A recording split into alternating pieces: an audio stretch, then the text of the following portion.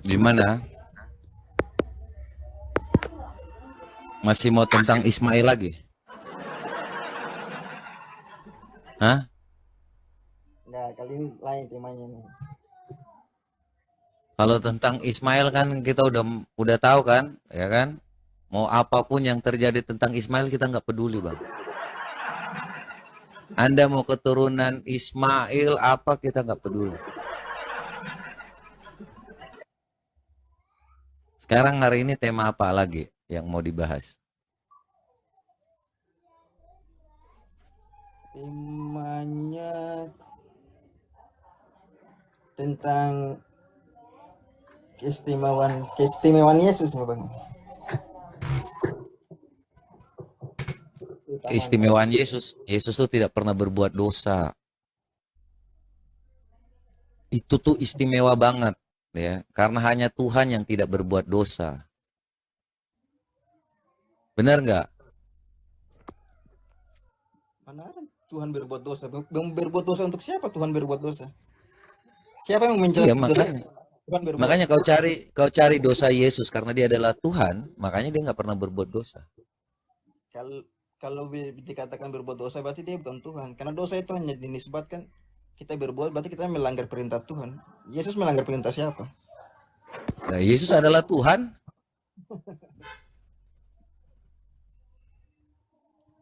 Oke lah, kalau pendapat abang Yesus adalah Tuhan, silakan. Kan saya ingin tanya bang, Yesus itu diutus itu untuk, karena kan saya pernah baca tuh dalam Bible tuh bahwa Yesus mengatakan bahwa dia hanya diutus untuk bangsa Israel, itu gimana itu bang tanggapannya tuh? Ya, pada saat itu memang dia dikasih tahu untuk ke-12 bangsa Israel. Dan 12 bangsa Israel itu kan dengan setiap talentanya itu memang sama seperti kita orang Kristen juga. Makanya kita hidup seperti seperti bangsa Israel saat ini. Tapi saya bukan keturunan Israel, berarti bukan untuk saya dong bang. Untuk saya. Enggak, Tuhan Yesus kepada saat dia mau terangkat ke surga dia sudah katakan, jadikanlah semua bangsa muridku dan baptislah mereka dalam nama Bapa, Putra dan Roh Kudus, bukan hanya tentang bangsa Israel. Kalau kau ngomong tentang konteks dia ngajar kepada bangsa Israel, ya bangsa Israel. Memang dia ngomong tentang bangsa Israel karena dia berasal dari bangsa Israel. Tapi kalau dia ngomong tentang menjadikan semua bangsa muridku kemudian dia terangkat, itu amanat agung. Berarti fokus dakwanya tuh kepada bangsa Israel ya bang. Enggak, Tuhan Yesus sudah katakan kok, jadikanlah semua bangsa muridku dan baptislah mereka dalam nama Bapa, Putra dan Roh Kudus. Iya maksudnya fokus fokus dakwah saat itu saat di zamannya Yesus. Yesus berdakwah itu berapa tahun bang? 3 tahun. 3 tahun. 3 tahun itu Yesus berdakwah itu untuk bangsa Israel atau ada yang di luar bangsa Israel? Jadi keselamatan itu hanya datang dari bangsa Israel. Nah, hukum-hukum yang udah ada, nih ya, kita bukain dalilnya. Jadi kalau kita membaca Yohanes 1 ayat 17 ke 14 apa 17. Jadi kan dari hukum Taurat. Nah, udah ada hukum kan? Itu tuh Allah Abraham, Allah Ishak, Allah Yakub ini mempunyai hukum. Nah, dari sini karena kepenuhannya kita semua menerima kasih karunia demi kasih karunia. Ya. Sebab hukum Taurat diberikan oleh Musa, tetapi kasih karunia dan kebenaran datang oleh Yesus Kristus. Tidak ada yang pernah melihat Allah, tetapi anak tunggal Allah yang ada di pangkuan Bapa, dialah yang menyatakannya. Makanya keselamatan itu datang dari Tuhan Yesus Kristus. Jadi kalau kita orang Kristen percaya bahwa dengan melihat Yesus Kristus, dengan percaya kepada Yesus Kristus, kita telah melihat kemuliaan Allah Bapa itu sendiri. Kalau Berarti kalian kan, begini bang. kalau kalian bedanya, kalian Allah kalian kan udah nggak kelihatan, dinyatakan melalui nabi kan? Di kitab abang kan seperti tadi yang abang katakan kan bahwa engkau tidak akan dapat melihat dia. Kan jelas tuh. Kemudian kalau mau dikatakan Tuhan dengan Nabi berarti lebih istimewa Nabi Muhammad ya. Karena Nabi Muhammad itu diutus untuk semesta alam.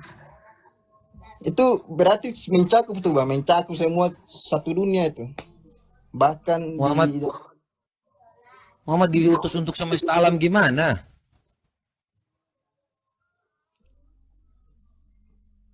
untuk jadi Nabi Muhammad itu diutus untuk alam semesta, untuk seluruh alam bang. Bagaimana untuk seluruh alam, bangsanya aja mengatakan bahwa dia orang gila kok. Itu kan pandangan-pandangan orang yang menolak. Sama seperti kalau saya menolak Yesus, kan pandangan saya seperti itu. Yesus itu bukan Tuhan. Iya, tapi kalau Anda mengatakan bahwa Muhammad itu diperintahkan untuk seluruh bangsa, buktinya nggak ada yang pakai hukum syariat Islam, yang ngajarin cebok pakai 3 batu, yang ngajarin untuk masuk ke toilet dengan kaki kanan. Itu kan nggak sesuai dengan zaman. Kalau dengan hukum kasih karunia, tidak ada hukum yang pernah menolak dan semua memakai itu. Bahkan di Indonesia sendiri pun, Perma 1 tahun 2016 tentang mediasi itu berdasarkan hukum kasih.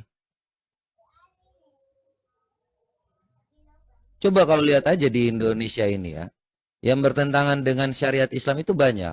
Hukum perkawinan tahun 1972, itu juga bertentangan, asasnya monogami, kalian poligami. Kemudian, Undang-Undang Perlindungan Anak nomor 35 tahun 2014, itu juga bertentangan dengan tabiat Muhammad yang menikahi Aisyah di saat usia 6 tahun dan digauli pada saat usia 9 tahun. Itu aja udah bertentangan. Kalau Bagaimana kau bilang bahwa dia dijadikan untuk seluruh dunia? kalau abang mengatakan tentang hukum bertentangan dengan hukum Indonesia nih bang, kita ini menganut hukum Belanda. Belanda meninggalkan kita karena kita merdeka, tapi tidak untuk sistem kita. Sistem kita menganut sistemnya Belanda bang, sistem demokratos dari paham Yunani, bukan dari paham Islam. Cuman karena kesepakatan para pejuang dulu bang, semasa kemerdekaan, sila itu, 5 sila itu berasaskan kepada syariat, tetapi dirubah karena kesepakatan para ulama dan para pejuang bahwa Indonesia ini bukan hanya Islam, ada juga agama yang lain. Jadi ya, waktu Piagam Jakarta kan, Republik Indonesia Syariat itu kan, RIS kan. Tapi karena hal seperti itu, makanya hukum di Indonesia ini tidak bisa menerima dengan yang namanya syariat Islam, karena itu berdasarkan Pancasila itu. Itulah bang, karena kebaikannya hati kaum muslimin itu bang. Bukan kebaikan hati kaum muslimin. Indonesia ini merdeka bukan karena kaum muslimin, bro. Indonesia merdeka ini karena Jepang itu dibom oleh Amerika, bukan karena kaum muslimin. Ya, Jepang itu menyerah karena Amerika membom Kawasaki lagi, Hiroshima dan Nagasaki. Sejak kapan kaum muslimin 3,5 abad aja berperang melawan Belanda nggak menang-menang kok? Iya bang, kalau abang mengatakan bahwa karena Amerika, berarti abang meniadakan pahlawan para pahlawan. Karena mereka itu berjuang loh. Kalau bukan karena semua juga, kalau ada pahlawan, kau ngomong pahlawan Kristen juga banyak. Robert Walter Mengensidi itu Kristen. Ya, makanya jangan kau bilang bawa-bawa kebaikan orang Muslim, enak saja kau. Kalau kau bilang bahwa kontribusi kemenangan peperangan lawan Jepang itu orang Muslim, sejak kapan kau mulai rubah-rubah ini fakta sejarah? Di mana fakta sejarahnya bang? Lu fakta sejarah mengatakan bahwa Indonesia itu merdeka karena Hiroshima dan Nagasaki itu dibom. Di mana di undang-undang tertulis seperti itu? Atas berkat rahmat Allah yang Maha Kuasa. Nah, itu kalau bukan karena Allah kalau bukan karena itu, kau bilang bukan karena Islam, coba. Kalau atas berkat rahmat Allah. Ya, jadi di sini mengedepankan siapa? Mengedepankan Tuhan. Karena iya, bukan karena Islam kan?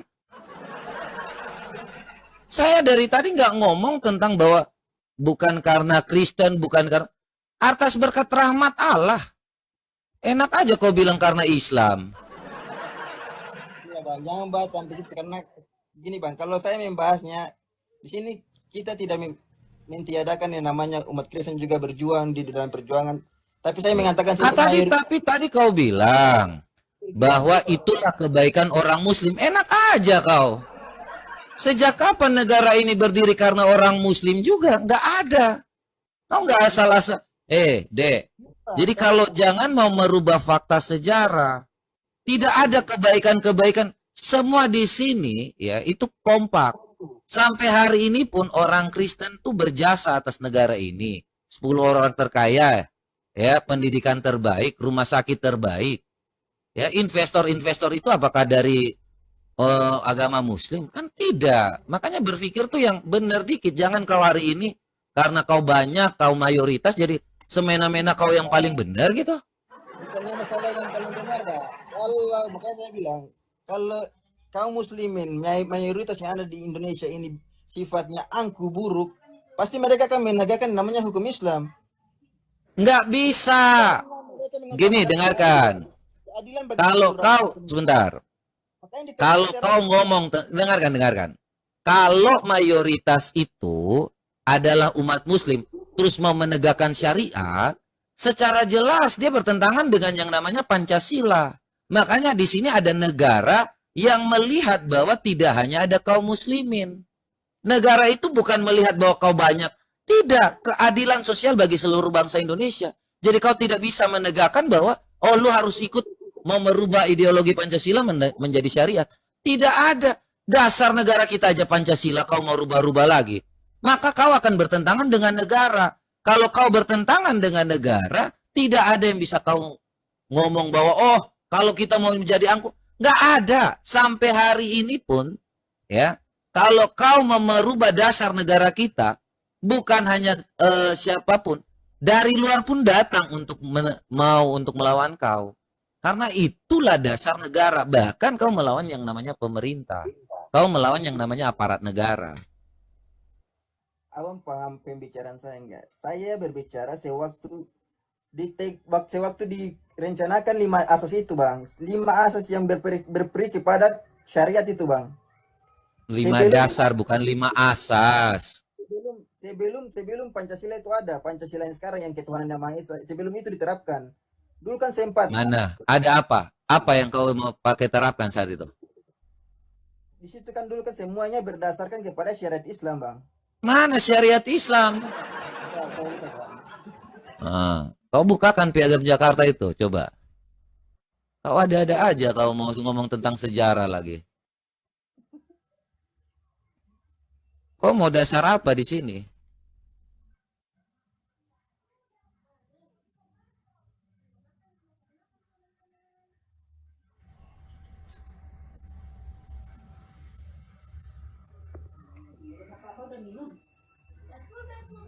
Apa? 5 asas apa?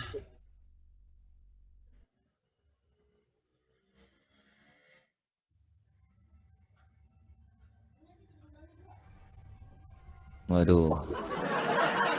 Makanya jangan asal-asal ngomong deh, nanti berat. Ya. Kau kira Indonesia itu bukan hanya tentang Islam, ya. Kalau seandainya memakai syariat Islam saat itu, maka Papua akan merdeka sendiri, Ambon akan memilih jalannya sendiri. Ya, yang di timur tuh akan memilih jalannya sendiri, nggak akan bergabung, botol. Ya. Kau kira kau mau penerapan itu kepada yang tidak adanya mayoritas, ya, mayoritas muslim kau mau bisa gitu. Aduh. Itulah kebodohan, ya. Makanya disebut Negara Kesatuan Republik Indonesia karena kita berbeda-beda, Bhinneka Tunggal Ika, tetapi tetap satu. Kau ngerti nggak? Jadi jangan kau pikir kau tinggal sekarang, contohnya di Jawa kau mayoritas, di tempat lain kau minoritas. Di Papua kau minoritas. Kau tiba-tiba mau enak saja kau penerapannya ke Papua. Mau jadi syariat Islam? Nggak mungkin. Kau coba datang ke NTT mau buat seperti itu? Nggak mungkin. Jadi mikir kalau ngomong deh ya. Jangan merubah-rubah yang namanya sejarah. Kau anak kemarin sore mau belajar tentang sejarah. Atas karena kita ini Muslim merasa ini apa namanya tadi bahasanya? Ya karena kebaikan Muslim. Enak kali kau bicara. Orang di Papua mau bergabung dengan bangsa Indonesia karena NKRI. Orang yang ada di timur, yang ada dimanapun, di Ambon, di NTT, itu mau bergabung karena NKRI. Itulah tanda kebodohan kau ini. Mana yang ris-ris itu? Piagam-piagam Jakarta itu. Jangan bodoh-bodoh lah kau di sini. Kau baru tinggal di tempat mayoritas, kau songong lagi. Udahlah, kalau nggak ngerti ganti. Kau mau ngobrol apa? Kau nggak ngerti apa-apa itu. Ya, daripada aku ajarin kau.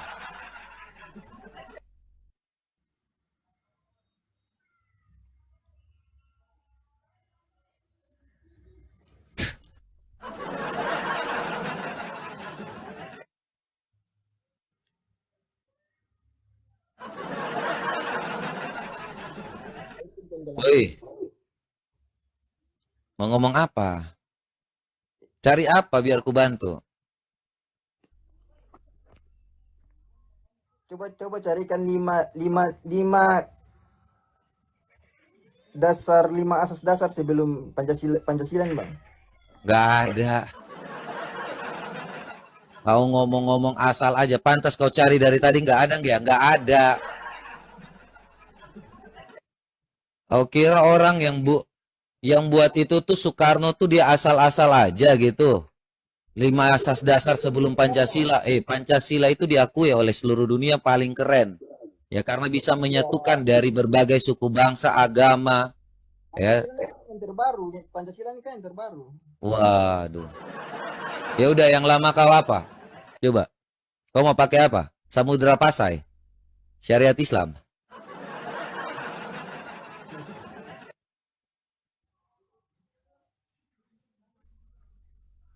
Kau saja nggak tahu penjajahan awal itu dari kerajaan Majapahit yang mayoritasnya Hindu. Ya, itu kan agama Indonesia sebelumnya, Bang. Hindu Buddha. Ya udah, makanya kau juga tahu dong menghormati setiap agama yang ada di Indonesia. Kau enak sekali kau ngomong. Untung aja ya ini Islam ini nggak angkuh, nggak menjadi merubah das. Kau ini orang bodoh. Kau pikir kau ngomong seperti itu kau hebat? Kau bayangkan kalau seandainya negara ini jadinya negara syariat Islam, kau mau anak kau itu dikawini umur 6 tahun. Kau mau seperti Afghanistan, anak perempuan kau itu 6 tahun udah dikawini. Hah? Di mana di Afghanistan anak umur 6 tahun? Oh, makanya. Mainnya kurang jauh berarti kau. Kalau kau hanya baru lihat di gang aja, kau sok tahu ya seperti ini. Kau coba lihat di mana ada negara Islam yang memakai syariat Islam terus dia nyaman. Saudi sendiri pun dia bukan murni syariat Islam. Dia pun masih syariat demokrat. Aduh, kau ini. Di Saudi pun menerapkan hukum Islam. Apakah murni hukum Islam sesuai dengan perintah nabimu? Memang tidak murni. Ya udah, kau berharap lagi memang udah tidak murni. Hanya Taliban sekarang yang memakai itu di Afghanistan. Makanya anak-anak kecil itu dijual. Ya, anak-anak kecil itu kalau nggak ada duit lagi boleh dikawinin. Aduh, ini kawinin. Makanya jangan bodoh deh. Ya, kalau kau masih mau belajar, jangan kau ngomong dengan saya tentang pengetahuan umum. Di mana di Afghanistan anak kecil dikawinin dijual? Kau cari aja lah di situ. Saya kalau jelasin kau ini, kau di Indonesia aja udah nggak ngerti, makanya nggak. Kau baru belajar aja di gang gitu. Makanya pengetahuannya hanya sekitar gang, becek. Jadi kau seolah-olah mau merasa bahwa untung aja. Makanya bahasa kau tadi itu. Untung aja umat muslim ini tidak angkuh dengan menerapkan hukum syariat. Kau gila. Makanya jangan bodoh. Kalau kau bodoh, kau nggak bisa berpikir. Hari ini kau hanya di tempat mayoritas kaum muslim. Kau seolah-olah mau menerapkan semua itu muslim juga ikutin kau. Kau nggak sadar bahwa ada saudara-saudara muslim yang ada di Papua, di NTT, ya di Manado, di Toraja. Kau pikir kau bisa menerapkan itu? Kebodohan kau ini memang. Makanya kau pikir dulu deh, jangan bodoh di sini. Cuy. Ya. Bikin emosi jiwa aja kalau bodoh-bodoh kayak gini. Yang di Bali,